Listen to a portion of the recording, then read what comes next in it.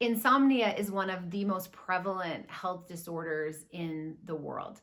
And in the West, where we tend to run pretty hot and we're moving a lot and we have a lot of expectations about always being productive, we don't often take time to sleep. And by creating these sleep disorders, we're actually causing ourselves to have long-term insomnia, or sometimes I'll call it jet lag. You're jet lagging yourself. You know, when you travel somewhere and you're so tired and you don't feel like you can ever catch up, but you think, oh, this weekend I'll sleep more on Saturday and then I'll be right back in it.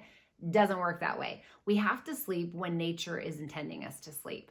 When we start to implement Ayurvedic principles, one of the first things that we look at after we study digestion is sleep. What are our sleep patterns? Are we staying asleep all night? Are we going to bed before 10 p.m., before we get into that heavier nighttime energy? Are we waking up early? The funniest thing is that when people are tired in the middle of the afternoon, it's usually because they didn't wake up early enough.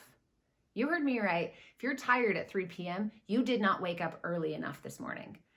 It's not that you needed more sleep. You actually needed to sleep at the right time. So that's one of the first ways that we cure sleep problems, is we get you sleeping at the right time. Now, what about people who wake up in the middle of the night and they lay there and they lay there and they lay there and they're looking at the ceiling and they're checking their phone and they're looking at their watch and they're stressing out because they know they have to be up in just a few hours to go to work, and they already know they're going to be tired because no matter what they're trying right now, they can't sleep.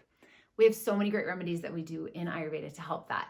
Everything from what we eat shortly before we go to bed. We have some great things that we use herb-wise to help with that.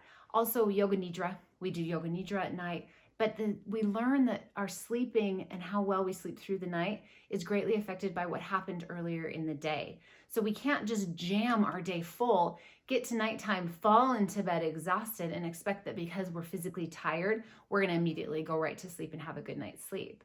We have to calm the mind. That's what's beautiful about Ayurveda. It's not just working with the body, it's working with the mind. We calm the mind. We slow down that vata movement, that air and ether that's flowing in the mind, and we allow our brain waves to settle. We allow the parasympathetic nervous system to settle. We get out of fight or flight. We're in that rest and digest, which is what you're supposed to do at night, right? You're resting and digesting. So there are a few tweaks that we make.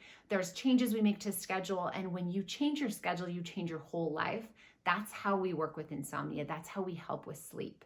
And it can happen quickly. It can happen slowly. It depends on how deeply ingrained this disorder is within your body, but it is going to heal. You just have to come in with an open heart and mind, and those changes are possible. You can sleep well with Ayurveda. It's amazing.